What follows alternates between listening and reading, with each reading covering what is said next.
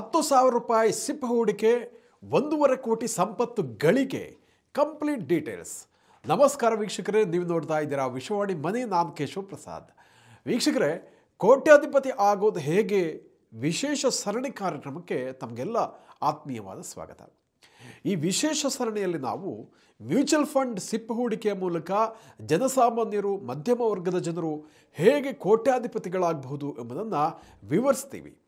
ಈ ಎಪಿಸೋಡ್ನಲ್ಲಿ ಪ್ರತಿ ತಿಂಗಳು 10,000 ರೂಪಾಯಿ ಹೂಡಿಕೆಯಿಂದ 20 ವರ್ಷಗಳಲ್ಲಿ 1.5 ಕೋಟಿ ಆದಾಯವನ್ನು ನೀಡಿರುವ 15 ಈಕ್ವಿಟಿ ಮ್ಯೂಚುವಲ್ ಫಂಡ್ ಯೋಜನೆಗಳ ಪಟ್ಟಿಯನ್ನು ನೋಡೋಣ. ಈ 15 ಮ್ಯೂಚುವಲ್ ಫಂಡ್ಗಳಲ್ಲಿ ಕಳೆದ 20 ವರ್ಷಗಳಿಂದ ಪ್ರತಿ ತಿಂಗಳು 10,000 ರೂಪಾಯಿಗಳನ್ನು ಹೂಡಿಕೆ ಮಾಡಿದವರು ಈಗ 1.5 ಕೋಟಿ ರೂಪಾಯಿ ಸಂಪತ್ತಿಗೆ ಒಡೆಯರಾಗಿದ್ದಾರೆ. ಇದು ನಿಮಗೆ ಆಶ್ಚರ್ಯ ಆಗ್ಬೋದು, ಆದರೆ ಇದು ವಾಸ್ತವ. ಈಗ ಮತ್ತಷ್ಟು ವಿವರಗಳನ್ನು ತಿಳಿಯೋಣ. ವೀಕ್ಷಕರೇ, ಭಾರತದಲ್ಲಿ 76 ಮ್ಯೂಚುವಲ್ ಫಂಡ್ಗಳು ಈಗ 20 ವರ್ಷಗಳನ್ನು ಪೂರ್ಣಗೊಳಿಸಿವೆ. ಹೀಗಾಗಿ ಇವುಗಳ ಅಧ್ಯಯನ ನಿಮಗೆ ಸಾಕಷ್ಟು ವಿಶೇಷವಾದ ಒಳನೋಟವನ್ನು ಖಂಡಿತವಾಗಿಯೂ ಕೊಡುತ್ತೆ. ನಾವು ಇತಿಹಾಸವನ್ನು ಅಧ್ಯಯನ ಮಾಡುವುದರ ಬಹಳ ದೊಡ್ಡ ಪ್ರಯೋಜನ ಏನೆಂದರೆ, ನಮ್ಮ ಭವಿಷ್ಯವನ್ನು ಸುಭದ್ರವಾಗಿ ಕಟ್ಟಿಕೊಳ್ಳಲಿಕ್ಕೆ ಇದರಿಂದ ಸಹಾಯ ಆಗುತ್ತೆ. ಈಗ ವಿವರವನ್ನು ನೋಡೋಣ. Canara robe large and mid cap fund. ಈ ಮ್ಯೂಚುವಲ್ ಫಂಡ್ ಅನ್ನು ಮೊದಲು ಕೆನರಾ ರೊಬೆಕೋ ಎಮರ್ಜಿಂಗ್ ಈಕ್ವಿಟೀಸ್ ಅಂತ ಕರಿತಾ ಇದ್ದರು. ಇದು 20 ವರ್ಷಗಳನ್ನು ಪೂರೈಸಿದೆ.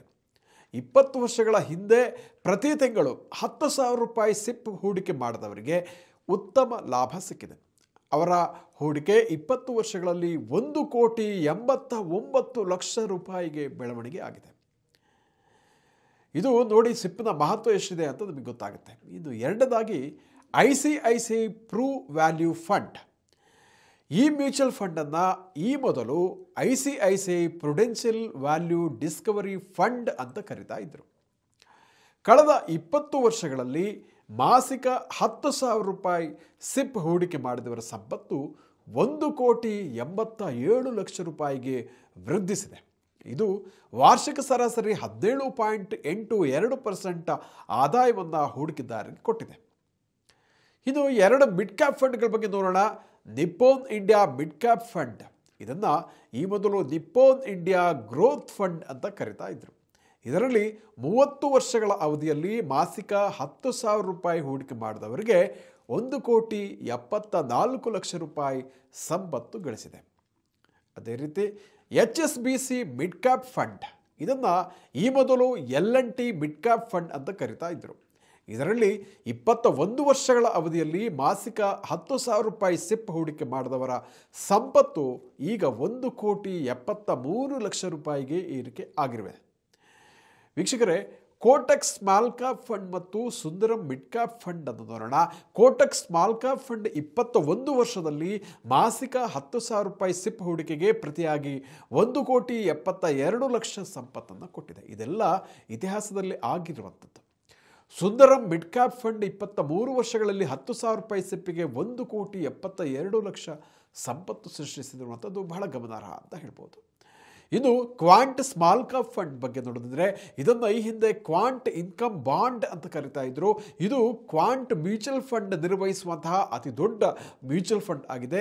20 ವರ್ಷಗಳಲ್ಲಿ ಪ್ರತಿ ತಿಂಗಳು 10,000 ರೂಪಾಯಿ ಸಿಪ್ ಹೂಡಿಕೆಗೆ ಪ್ರತಿಯಾಗಿ 1,65 ಲಕ್ಷ ಸಂಪತ್ತು ಸೃಷ್ಟಿ ಆಗಿದೆ. ಇದು ವಾರ್ಷಿಕ ಸರಾಸರಿ 16.82% ರಿಟರ್ನ್ಸ್ ಅನ್ನು ಹೂಡಿಕೆದಾರರಿಗೆ ಕೊಟ್ಟಿದೆ. ಇನ್ನು Nippon India multi cap fund. Nippon India multi cap ಫಂಡನ್ನು ಈ ಹಿಂದೆ ರಿಲಯನ್ಸ್ ಈಕ್ವಿಟಿ ಅಪಾರ್ಚುನಿಟೀಸ್ ಫಂಡ್ ಅಂತ ಕರಿತಾ ಇದ್ದರು. ಇದರಲ್ಲಿ 20 ವರ್ಷ ಪ್ರತಿ ತಿಂಗಳು 10,000 ರೂಪಾಯಿ ಹೂಡಿಕೆಗೆ ಪ್ರತಿಯಾಗಿ 1,64 ಲಕ್ಷ ಸಂಪತ್ತನ್ನು ಹೂಡಿಕೆದಾರರು ಗಳಿಸಿದ್ದಾರೆ. ವಾರ್ಷಿಕ ಸರಾಸರಿ 16.77% ರಿಟರ್ನ್ಸ್ ಇಲ್ಲಿ ಸಿಕ್ಕಿರುವಂಥದ್ದು ಗಮನಿಸಿ. 16.77% ಕಡಿಮೆ ಅದಲ್ಲ. ನಾಲ್ಕನೇದಾಗಿ ಮಿಡ್ ಕ್ಯಾಪ್ ಫಂಡ್ಗಳ ಬಗ್ಗೆ 4 ಮಿಡ್ ಕ್ಯಾಪ್ ಫಂಡ್ಗಳ ಬಗ್ಗೆ ನೋಡೋಣ. Franklin India mid cap fund, Tata mid cap fund, UTI mid cap fund, ICICI ಪ್ರೂ mid cap fund. ಈ 4 ಮ್ಯೂಚುವಲ್ ಫಂಡ್ಗಳಲ್ಲಿ ಕಳೆದ 20 ವರ್ಷಗಳಲ್ಲಿ ಮಾಸಿಕ 10,000 ರೂಪಾಯಿ ಸಿಪ್ ಹೂಡಿಕೆಗೆ ಮಾಡಿದವರಿಗೆ 1,72 52 ಲಕ್ಷದಿಂದ 1,64,00,000 ರೂಪಾಯಿ ತನಕ ಸಂಪತ್ತು ಲಭಿಸಿದೆ. ವಾರ್ಷಿಕ ಸರಾಸರಿ 16.17%ದಿಂದ 16.75% ತನಕ ಸಂಪತ್ತು ಸೃಷ್ಟಿಯಾಗಿದೆ. ಇನ್ನು HDFC ಫ್ಲೆಕ್ಸಿ ಕ್ಯಾಪ್ ಫಂಡ್, ಈ ಮ್ಯೂಚುವಲ್ ಫಂಡ್ನಲ್ಲಿ ಕಳೆದ 20 ವರ್ಷಗಳಲ್ಲಿ ಮಾಸಿಕ 10,000 ರೂಪಾಯಿ ಸಿಪ್ ಹೂಡಿಕೆ ಮಾಡಿದವರಿಗೆ ಬರೋಬ್ಬರಿ 1,51,00,000 ರೂಪಾಯಿ ಸಂಪತ್ತು ಲಭಿಸಿದೆ. ಈ ಫಂಡಿಗೆ 30 ವರ್ಷ ಭರ್ತಿಯಾಗಿದ್ದು ವಾರ್ಷಿಕ ಸರಾಸರಿ 16.09% ಆದಾಯ ಲಭಿಸಿರುವಂಥದ್ದು. ಗಮನಿಸಿ, 16.19% ಆದಾಯ. ಇದು ಕೋಟಿ ಸಂಪತ್ತು ಕೊಟ್ಟಿರುವ ಇತರ 2 ಫಂಡ್ಗಳ ಬಗ್ಗೆ ನೋಡೋಣ. ಅದು ಯಾವುದಪ್ಪ ಅಂತಂದರೆ SBI ಮಿಡ್ ಕ್ಯಾಪ್ ಫಂಡ್ ಮತ್ತು ನಿಪ್ಪೋನ್ ಇಂಡಿಯಾ ವ್ಯಾಲ್ಯೂ ಫಂಡ್. 20 ವರ್ಷಗಳಲ್ಲಿ ಮಾಸಿಕ 10,000 ರೂಪಾಯಿ ಸಿಪ್ ಹೂಡಿಕೆ ಮಾಡಿದವರಿಗೆ 1.5 ಕೋಟಿ ರೂಪಾಯಿ ಸಂಪತ್ತನ್ನು ಈ 2 ಫಂಡ್ಗಳು ಕೊಟ್ಟಿರುವಂಥದ್ದು. ಅಂದರೆ ವೀಕ್ಷಕರು, ಇಲ್ಲಿ ಏನಾಗುತ್ತೆ ಅಂದರೆ ಸಿಪ್ ಇನ್ವೆಸ್ಟ್ಮೆಂಟ್ನಲ್ಲಿ ಕಾಂಪೌಂಡಿಂಗ್ ಎಫೆಕ್ಟ್ ತುಂಬ ಕೆಲಸ ಮಾಡುತ್ತೆ.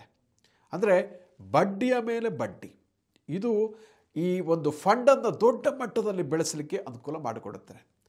ತಿಂಗಳಿಗೆ 10,000 ರೂಪಾಯಿ ಇನ್ವೆಸ್ಟ್ ಮಾಡುವಂಥದ್ದು ಅಫ್ಕೋರ್ಸ್ ನಾನು ಒಪ್ಕೊಳ್ತೀನಿ, ಒಂದಷ್ಟು ಮಂದಿಗೆ ಕಷ್ಟ ಆಗ್ಬೋದು.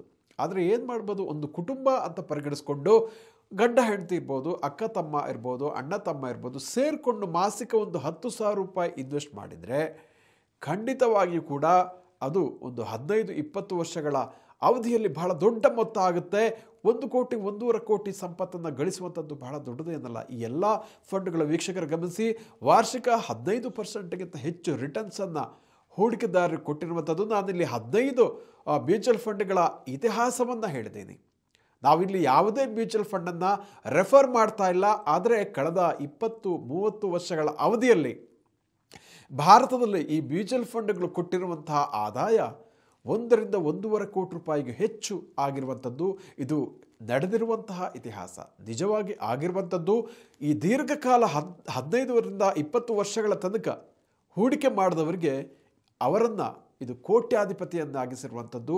ಹಾಗಾಗಿ ನಾವು ಈ ಇತಿಹಾಸದಿಂದ ಕಲಿಬೇಕಾದ ಪಾಠ ಏನಪ್ಪ ಅಂತಂದರೆ, ಮ್ಯೂಚುವಲ್ ಫಂಡ್ಗಳಲ್ಲಿ ಪ್ರತಿ ತಿಂಗಳು ಒಂದಷ್ಟು ಹಣವನ್ನು ಇನ್ವೆಸ್ಟ್ ಮಾಡಿದರೆ ಖಂಡಿತವಾಗಿ ಕೂಡ ಕೋಟ್ಯಾಧಿಪತಿ ಆಗುವಂಥದ್ದು ಖಂಡಿತ ಕಷ್ಟ ಅಲ್ಲ ಎನ್ನುವಂಥದ್ದು ದೊಡ್ಡ ಮೆಸೇಜನ್ನು ಈ 20 ವರ್ಷಗಳಿಗೂ ಹೆಚ್ಚು ಇತಿಹಾಸ ಇರುವಂತಹ ಮ್ಯೂಚುವಲ್ ಫಂಡ್ಗಳು ಕೊಟ್ಟಿರುವಂಥದ್ದು. ಇದು ಇತಿಹಾಸದಲ್ಲಿ ನಡೆದಿರುವಂತಹ ಸಂಗತಿ. ಹಾಗಾಗಿ ವೀಕ್ಷಕರೇ, ಖಂಡಿತವಾಗಿ ಕೂಡ ಪ್ರತಿ ತಿಂಗಳು ಒಂದಷ್ಟು ಹಣವನ್ನು ಮ್ಯೂಚುವಲ್ ಫಂಡ್ಗಳಲ್ಲಿ ಇನ್ವೆಸ್ಟ್ ಮಾಡಿದರೆ ನೀವು ಖಂಡಿತವಾಗಿ ಕೂಡ ಕೋಟ್ಯಾಧಿಪತಿ ಆಗುವಂಥದ್ದು ಕನಸಿನ ಮಾತಲ್ಲ, ನನಸಾಗಿಸ್ಬೋದು, ನಿಮ್ಮ ಗುರಿಗಳನ್ನು ಈಡೇರಿಸ್ಬೋದು ಅನ್ನುವಂಥ ಒಂದು ಸಂದೇಶವನ್ನು ಈ ಎಪಿಸೋಡಲ್ಲಿ ನಾವು ಉದಾಹರಣೆಗಳ ಸಮೇತ ತಿಳ್ಕೊಂಡಿದ್ದೀವಿ. ವೀಕ್ಷಕರೇ, ಮತ್ತಷ್ಟು ಇಂಥ ಉಪಯುಕ್ತ ವಿಡಿಯೋಗಳಿಗೆ ವಿಶ್ವವಾಣಿ ಮನಿ ಯೂಟ್ಯೂಬ್ ಚಾನಲನ್ನು ವೀಕ್ಷಿಸಿ, ಸಬ್ಸ್ಕ್ರೈಬ್ ಮಾಡಿ, ಜೊತೆಗೆ ನಿಮ್ಮ ಪ್ರಶ್ನೆಗಳನ್ನು ಕಾಮೆಂಟ್ ಬಾಕ್ಸ್ನಲ್ಲಿ ತಿಳಿಸಿ ಅಂತ ಕೇಳ್ಕೊಳ್ತಾ ಇದ್ದೀನಿ. ವಂದನೆಗಳು.